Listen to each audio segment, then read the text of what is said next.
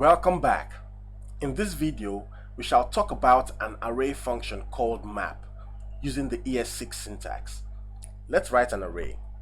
Let's say const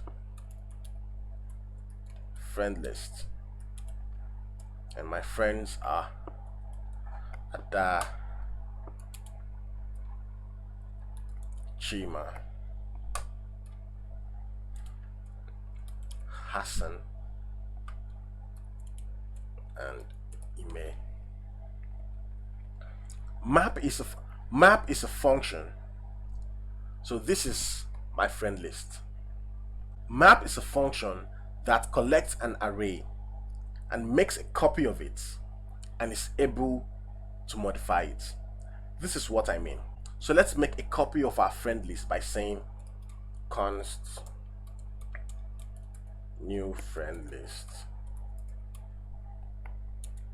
is equal to friend list.map. Now I'll pass in a variable called item using the arrow function, and I'll return this. So I'll return item, which is this variable passed here, plus, let's say, no surnames. Now if I console.log my new friend list,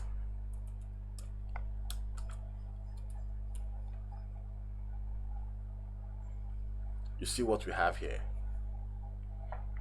We have Ada, no surnames; Chima, no surnames; Hassan, no surnames; Ime, no surnames. This means I have been able to make a copy of my array list, and I have been able to modify it by adding no surnames to every name in my array list. Now let me explain what we have here. New friend list stores the friend list and runs it through the map function, which iterates every item in the array list with this keyword here, item. The item keyword is returned with a modification of no surnames. And like I said, the item keyword now represents every item in my array list. Don't forget to like, don't forget to subscribe, and don't forget to share.